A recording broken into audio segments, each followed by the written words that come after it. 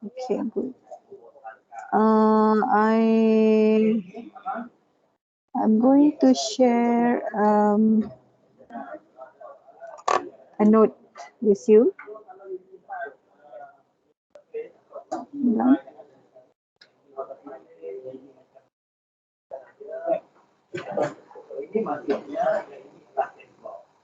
Saya nak share dekat group dalam Telegram ya. It's like a mind map, but a bad looking one. Tak cantik langsung, but I think it covers what we're going to talk about today. Okay, saya dah send. Alamak, kenapa ada lebih ni? Okay, I'll just delete that one, that extra one. So that's what we're going to cover in topic 1. So refer to your slide. So in your slide, second slide. So we are going to learn about the definition of program and programming today, and we're going to get to know language translator. Maria dalam office sebab kelas semua online, so semua bercakap. So harap sabarlah. Then we are going to see how do we relate with programming language in real life. I think we have covered 2 of them during our last week's lecture. Alright, so this one have been covered last week. Saya rasa saya dah ajar kan apa dia programmer last week? Ada tak? Kalau ada, angkat tangan. Tak ingat? Kalau tak ingat, buat muka gelak.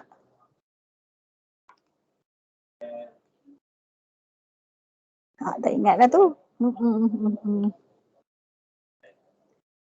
Ramai yang tak ingat je ni. Okay. Tak apalah, tak ingat pun. So, programmer is someone who write a program. So we have a software, we have an application.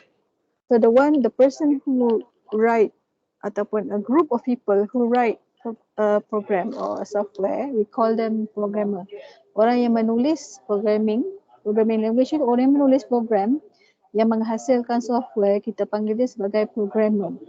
So biasanya programmer ni dia memahami selok-belok komputer. So dia pandai bermain dengan komponen dalam komputer. Komponen bukan komponen elektronik, tapi komponen dari dalam bentuk software. So we have elements and components in computer. So programmer normally know how to manipulate these elements and components to create something that can help us as a user. Kita nak senang kerja je. We don't want to know how the software works. Hanya a few people saja yang nak tahu. Tapi mostly we don't care, we don't want to know. Apa yang kita tahu, kita nak kerja kita siap, itu saja. So we as a normal user, kita simple saja. Kita nak kerja kita siap. Okay, so what is a program? Program ke, software ke, application ke, apps ke, semuanya benda yang sama. They are all same thing, something that you write using programming languages. So when you write something, you create something using programming languages, the output normally we call it as program. So a program is written by the programmer. So bahasa yang digunakan, yang ditulis, yang dicipta oleh programmer, yang digunakan untuk buat program dipanggil, proses tu dipanggil programming. Keadaan ataupun proses ataupun tindakan untuk kita menghasilkan satu computer program. Next one. So this is a very short slide. Ada 9 slides altogether. Sekejap lagi lepas ni kita akan buat aktiviti lah. So you also need to know about language translator. So dalam programming language, kita ada translator. So translator ialah apa? Kita nak tahu dia in English of course, kalau tukar ke dalam bahasa Melayu, maksud dia penterjemah. So, it works as a translator. Antara siapa? Antara program, supaya apa yang ditulis dalam program tu boleh difahami oleh user, we as a user. So a program is a set of instructions for performing a particular task. So these instructions are just like English words. Untuk high level language, dia macam English words. Last week dah cerita, kalau assembly dengan machine language, dia punya perkataan yang digunakan tu, it doesn't make sense to us. Assembly language pun dia sangat pendek, dia pakai mnemonic kan, short forms kan. Jadi kita sebagai manusia agak susah kita nak sahkan apa sebenarnya maksud dia. So we actually need translator. Dalam high level language, kita ada bahasa yang digunakan tu lebih manusia lah. It's more human. It's English and it's more human. Lebih senang untuk difahami oleh manusia. So komputer kita terjemahkan arahan yang sebenarnya dalam bentuk 1 and 0 lah. Arahan tu kita masukkan dalam bentuk English dan ditranslate oleh komputer kita, oleh translator, supaya dia boleh keluarkan output yang kita nak dengan cara menukar instruction tu kepada nilai binary 1 dengan 0. So machine language kita dah tahu it's 1 and 0. Betul? Ada yang tak ingat? Kalau tak ingat memang nak tahu lah. Binary. Ingat. So binary number dalam komputer, machine language kan bawah sekali. Peringkat paling bawah sekali dalam language, dalam programming language, dia pakai 1 and 0. So semua jenis programming language yang high level, yang very high level, semuanya kita translate menjadi 1 and 0. Siapa yang translate? Translator yang buat. Okay, so the program that you write, programming language yang kita tulis tu kita panggil source code, jangan lupa. Itu dah cerita. And the source program is to be converted to machine language. So source code tadi yang kita dah tulis, dia akan diterjemah oleh translator menjadi bahasa machine, jadi machine language. Bila dah ditranslate, dia menjadi object program, bukan lagi source program. Source tu yang kita tulis. So nak jadikan dia object program tu kita perlukan translator. So semua programming language dia ada dia punya translator sendiri. Okay. Next terms that you need to know is assembler.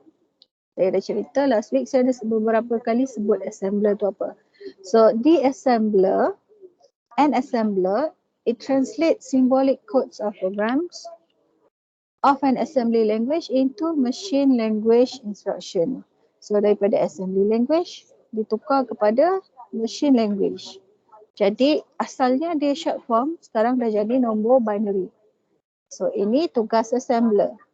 So your assembler will translate low level language to machine language. Okay, so this is a translation job done by assembler. Dibuat oleh assembler yang buat. So mnemonic language tu yang sebelah kiri sekali tu, itu ialah assembly language ya. Jangan lupa. Then you need to know what is a compiler. So kalau ada assembler, mesti ada compiler sekali. So compiler kerja dia translate semua arahan dalam program ke dalam bentuk machine code. Jadi bila dah translate, dia boleh digunakan berkali-kali. So when a program is translated, we call it as source program ataupun source code. Lepas translate, dah siap translate, source program yang sudah ditranslate akan menjadi object program ataupun object code. So keseluruhan program yang kita translate tu, yang ditranslate, yang diterjemah oleh translator tadi, perlu dibaca dulu. Sebenarnya dia perlu dibaca dulu oleh compiler supaya dia boleh menghasilkan object code. So compiler tu buat apa? It generates error report. Dia check dulu semua sekali daripada atas sampai bawah, check semua sekali. Kalau ada error, compiler tu akan generate report menyatakan error tu dekat baris mana, baris berapa. Jadi kalau pagi tadi kita cerita tentang monolitik kan, So dalam monolitik tu tadi saya ada cerita baris berapa tu kan, source code tu ada sangat banyak. Jadi compiler ni sebenarnya menyenangkan kerja programmer sebab kita boleh kesan mana satu error, kat mana error berlaku. So kita boleh hasilkan output dengan baik kalau kita boleh compile dulu program tu. So it generates error report. Lepas selesai translation, compiler akan keluarkan report. Excuse me.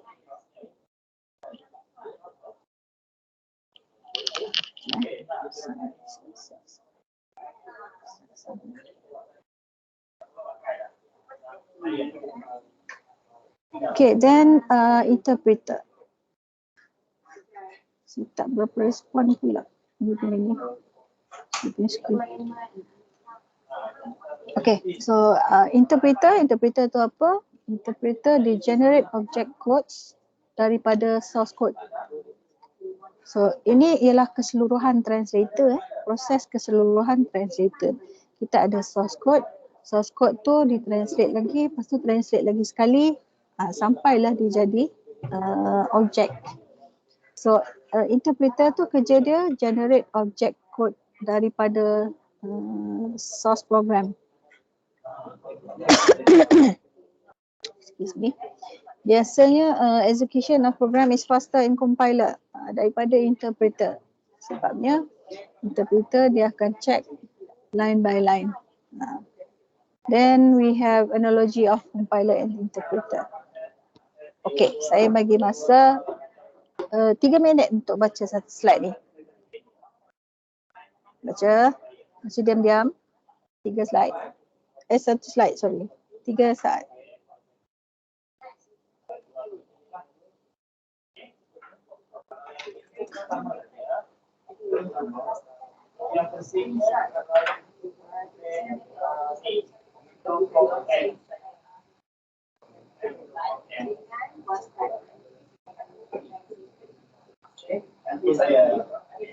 Lama tu 3 minit. 9 minit cukup.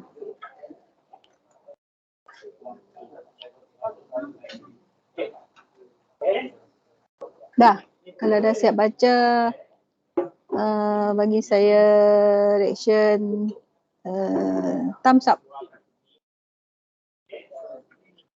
Tu cepat je, tak sampai 3 minit pun. 1 minit je. Fast reading, speed reading kan.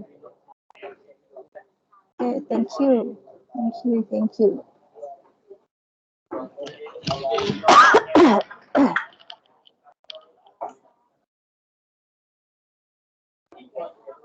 Good, okay. Jadi apa dia cakap sebenarnya? Dia cakap kalau kita perlukan translator tengah-tengah kan, proses dia sangat lambat lah sebenarnya. Sebabnya dia kena dengar dulu, fahamkan apa orang tu cakap, lepas tu come up dengan translation, lepas tu dia kena bagi tahu apa yang orang tu cakap. So proses tu lambat lah. Memang dia perlukan macam satu cycle macam tu untuk keluarkan hasil yang kita nak. Sama lah macam compiler dengan interpreter. So kalau compiler, kerja dia apa tadi? Saya ulang slide tadi. So compiler tadi dia translate semua instruction menjadi machine code, machine language. Kemudian interpreter tadi hasilkan object code daripada source program. Dan compiler tadi kerja dia apa? Dia generate report bawah sekali. Dia generate error report. Lepas dia semak semua sekali, dihasilkan satu report yang menyatakan kat mana tempat yang ada error tu. So, itu saja slide untuk hari ni. So, saya nak kita buat program aktiviti seterusnya dalam chat. Okay. So, find me, cari dalam internet. Give me one example of programming languages application in real life. Penggunaan programming language yang sebenar dalam real life. So, kamu boleh cari dalam internet contoh-contoh software yang kita pakai. Dapatkan juga apa nama programming language yang digunakan untuk menghasilkan. So, dua, kejap lagi kita share dalam chat Telegram. Yang pertama tadi cari satu contoh application yang dibangunkan betul-betul. Kemudian cari apa programming language yang digunakan untuk membangunkan application tu. Boleh? Boleh. Boleh ya? Okay, so pendek saja kelas hari ini. So we're going to do activity using chat Telegram. Can we move to Telegram? Sebelum tu saya nak ambil screenshot dulu. Tolong buka kamera. Kalau tak boleh buka kamera tak apa, tapi kalau boleh buka tolong buka.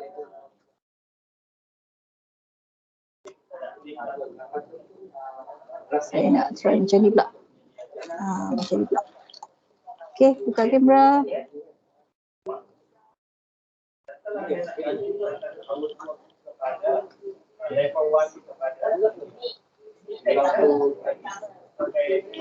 Okay, ini dia yang ada kamera. Tak biasa macam ni. Saya nak buka together mode lah.